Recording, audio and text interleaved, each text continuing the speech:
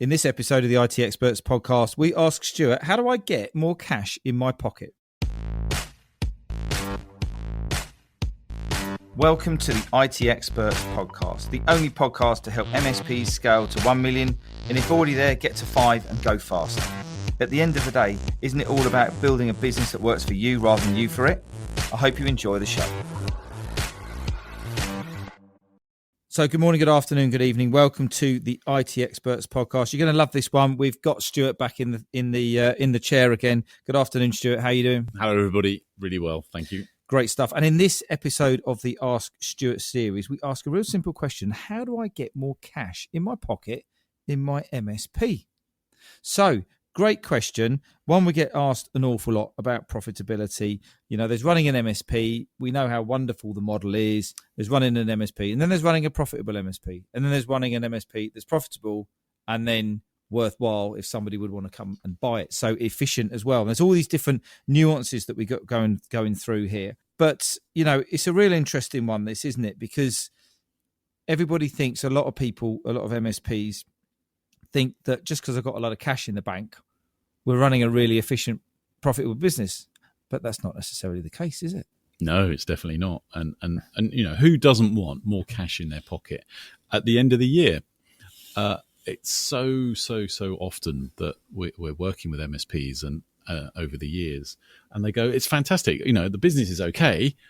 I get my, you know, annual accounts from the accountant. It says, yay, you've made X profit this year. But where is it? At the bottom line of my accounts, it says I made £154,000. Have I got £154,000 in a bank account somewhere? No, I haven't. I'm still paying myself a relatively small but okay wage. Everyone else gets paid, and I made 150k last year. Where is it? And that's because you're paying everybody else first. Yep. You're last in the line to get paid. I don't mean your salary or your dividends, but you are the last person to be considered, and you're putting yourself last. You need to put yourself first. That's the key thing. And so therefore you're thinking, well, if I'm profitable, where's all the profit going? Maybe I'm not as profitable as I think I am. And as you said, Ian, is, you know, many MSPs run their business literally on the basis of, have I got any cash in the bank? They don't look at their accounts except when they chuck it all at the accountant at the end of the year, and he or she does the books. So the thing is, you don't know your numbers. And many don't know their numbers and know they don't know their numbers and hope they never know their numbers because they're scared of their numbers because they're too busy doing it. But if you are ambitious, and so this won't apply to everyone, but if you are ambitious to grow your business so it's a business asset to you, you have to know your numbers, because ultimately, if you want to be, as we say, owner not needed, so owning a business but not needed in it, you're going to run your business off the numbers, the KPIs and the finance numbers. And so therefore, whether you like it or not, you are going to have to get your head round the numbers. And we're not just talking about money in, money out, what's left, are we? We're talking about going through, it's like our headline numbers exercise and process that we run, which I think is possibly one of the most powerful things that every MSP all of a sudden goes, oh my word, until I'd done this exercise, I didn't realise that all of my small clients weren't profitable, or this client who I absolutely love, who's paying me thousands of pounds a month, I'm actually not making any money on it, you know. So understanding and knowing your numbers is not just about what zero says, is it? It goes much, much deeper than that, even into account management, doesn't it? Yeah, it flows across the whole business, and the behaviours flow across the business in terms of are we profitable and are we efficient? And, you know, that flows from, you know, the bottom of the organisation up to the top. So, because the fear that every MSP has is that, you know, will I fail? Will I run out of cash and go bust? So I look in the bank account, I go, oh, I've got cash, I'm okay.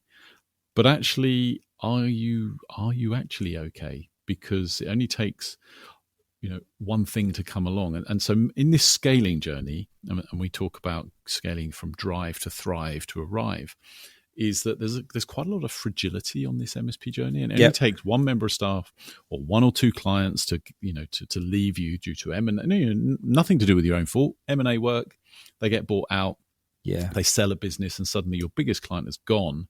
That cash in the bank can erode very quickly if you're not profitable.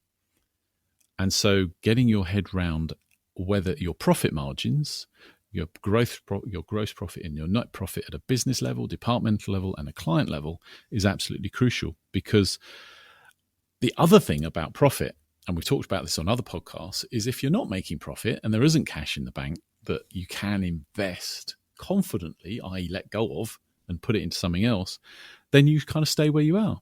Because all the money is just literally keeping the wheels going, which is you and your small team. And so you're stuck in this vicious circle of, well, I haven't quite got enough cash, but the cash is okay, but I'm scared to spend it, so I'm not going to hire anyone else to do something I could let go of so that I can do something that will get me more clients. And we come across clients that have been stuck in that okay space for 10, 12 years sometimes, and then look back and go, oh, I wish I'd done this 5 years ago.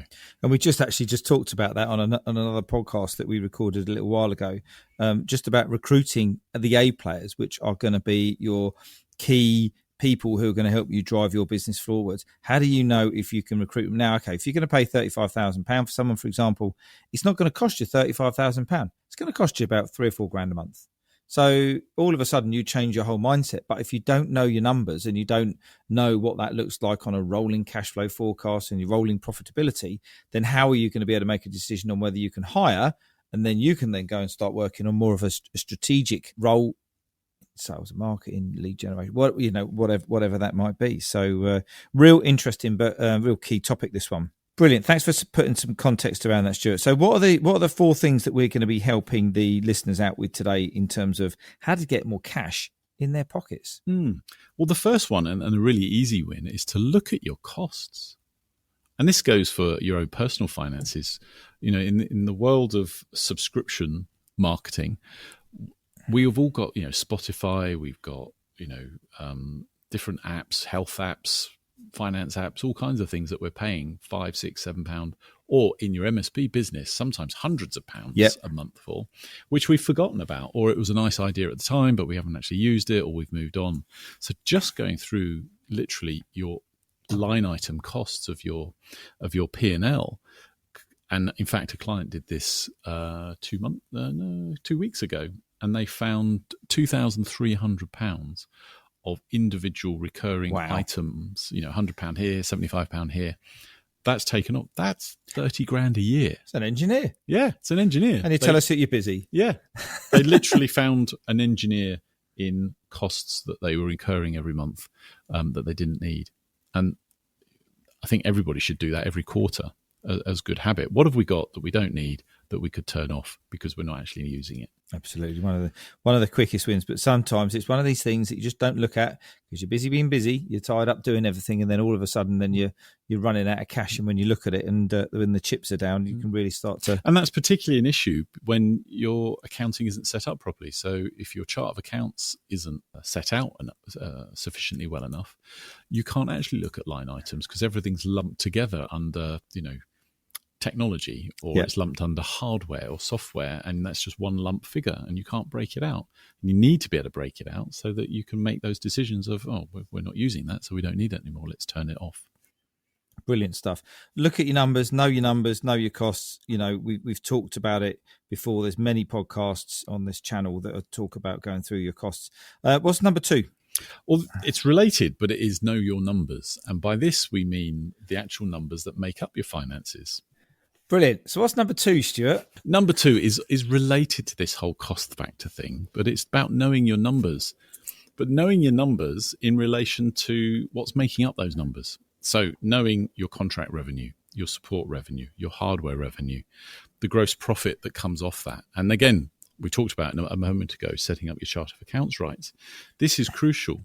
But the other piece that then allows you to do is to forecast. So if you're ambitious and you're looking to scale, you need to be, and we call it in terms of recruitment, hiring ahead of the curve. Can I afford to hire ahead of the curve or invest ahead of the curve and start thinking about and bringing on things before I actually need them? So with marketing, building a marketing engine, the activities that you're going to put into your marketing aren't necessarily going to give you a payback tomorrow.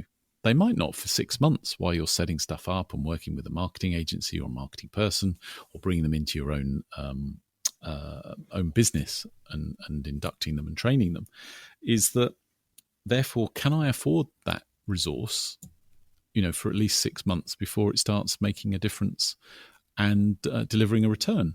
And by having a P&L forecast, you can actually model it and go, do you know what? Yes, absolutely. It doesn't affect my operating profit from one month to the next. Obviously, it reduces it, but it does mean I can afford it.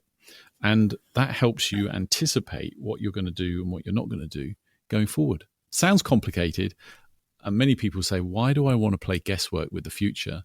But you're not. You're modeling the future. You're planning for the future so that you give yourself the confidence to be able to make those investments decisions, knowing that they're affordable and that you're not going to go bust, or you're not going to be able to pay your core bills, or you're going to have to let that person go, or that software go before it's actually started working for you. So for those unfortunate listeners who are not members of the Growth Hub, talk about knowing your numbers, right? And obviously we use our headline numbers system. We've got cash flow forecast. What does this actually mean to the listener, right? Cash flow forecast, if you're going to run out of cash, whether you want to run that on a weekly or a monthly basis. I suggest running it on like a 16 week rolling basis. P&L forecast, so you know what's coming up, what you're expecting in terms of sales. And it can be a bit scary sometimes because as Stuart says, you can put a bit of guesswork in and then you'll go, oh, but what if I don't meet it? Just treat it as a test and then you can't fail it when you start off, to give you a bit of confidence. Anything else in terms of the whole, what does knowing your numbers actually mean? There's a whole nother podcast there, by the way, but it's P&L, cash flow. And am I being paid? Yeah. Are my clients paying me? Because you've just talked about cash flow. So suppliers, people I have to pay. What does that look like on a rolling basis? You just talked about the P&L forecast and making investments decisions. The other thing is the cash that is the cash coming in? Is the cash coming in, and is it accurate? And so does that marry up to the to the PSA and the billing? And that's a whole nother sort of podcast as well. Yeah. But at that level, though, at least if you've got that data coming in and you're looking at those reports, you can go, that feels right. It's your business. At a gut level, it's like, do you know what? That's what it feels about right. Or do you know what? There's something missing here. I can't put my finger on it and I need to dig down. Because if we don't dig down, then you're leaving, just like that 2,300 costs that were just being sunk. Mounting up. You're working harder than you need to. Yeah. And there's some real quick wins lying right under your And nose. We see it so many times, don't we, with people getting the rug pulled from under their feet and, with either through sloppy accounting or not account managing properly and things like that, and having this tied up. This is probably, one of the most, one of the most important things to get your head around in your MSP anyway. So, okay, number 3. Now, this one is very, very, very powerful, and we talked about it before, but analyze your clients. We talked about, are your clients paying you? But what are they actually buying from you? And is that clear? And is it as much as they ought to be buying from you? And it's account management. Analyze your clients. What are they spending with you? How profitable are they at a gross profit point of view? Are they net profitable after you've done all the work with them? And also, how noisy are they? How does this client show up in your world? And therefore, are you charging them enough? Have they got the right stack and the right technology to map against the type of business that they've got? Are they expanding? Are they declining? Are they in merge mode? Are they in a compliance industry, and are they fully, are you fully supporting all their compliance elements? There's a whole bunch of questions that have profit, lying behind them, that are quick wins in every MSP. In fact, tens of thousands of pounds of profit opportunities sit in your clients. And if you don't have time to look at your clients and analyze them and then decide, you know what, there's a whole load of stuff that they should be buying, or I should be talking to them about that they're not, or their billing is wrong and inaccurate, and I'm leaving cash on the table every month through my own lack of due diligence, this is a massive opportunity. Yeah. Understanding the numbers behind your clients and what they're buying from you and what they should be buying from you. Because probably in there as well, there's a whole bunch of time thieves as well, isn't there? Yeah, totally. So, cool. Totally. Last but not least, number 4 is... And it's related to what we just talked about, was having a systemized account management process in place. So if you've analyzed your client numbers and you understand what they're spending, And this is where you lay over the top of this the product matrix, your product matrix of what makes up your technology solutions, your technology stack. It's that classic matrix by client. And is it a yes or a no? Have they got it or have they not got it? And do they need it, depending on their digital roadmap or technology roadmap that you should understand what that looks like for each client. And again, if you don't have that systemized account management process that underpins the technology roadmap of each client, then you can't have this forecast. Here's that word again, Ian. Being able to forecast what your clients need, because if you can forecast what your clients need and you're going to go and have those conversations with them, and because each client probably buys from you on a quarterly basis or is willing to listen to you on a quarterly basis, and also you'll know how their budget process works. Do they have CapEx, pots or not, or whether it's all in one fund? You know how to approach them. But actually you can then, when you come back to your P&L forecast, you can overlay that knowledge to go, well, I know that client's got another 30 grand to be spending with us this year because they need to upgrade XYZ. Suddenly, you've got greater confidence and clarity of your business and of their business. That can only be a win-win because they're going to be more efficient, more productive, more secure, and you're going to have greater confidence in the revenue and services that you're going to provide for them. And you become, as we've talked about in other podcasts, you build a moat around your clients in terms of defending them and protecting them from somebody else coming and shining a shiny light, a shiny thing in front of your clients, and that suddenly they ring you up one day and say, "Hey, we're going to another MSP because they sound sexier than you, or we've outgrown you." And the account management is, it is just that low hanging fruit, isn't it? It's people already know, like, and trust you. You don't have to go through the whole sales process and building rapport and all of that sort of stuff.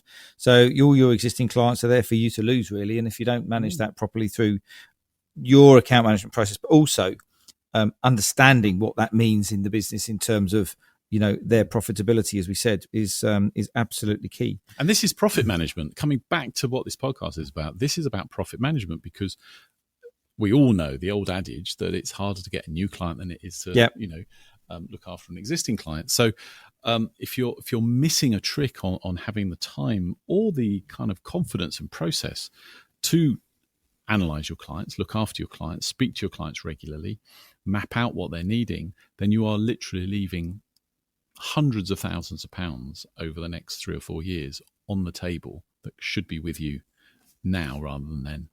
And we've seen that, haven't we? And we've seen that. And that's the difference between finishing the year with your accountant, him saying, or her saying, you've got 154k profit made this year, and you going, where is it? And actually knowing that it's in an account. And money can show up in many different ways of efficiency or systems or whatever it might be. And, if you think you're leaving money on the table, you probably are leaving money on the table. And, if you guys want to know how ready you are to scale, then I want to invite you to come and take the MSP Mastery Quiz. The link's in the show notes here.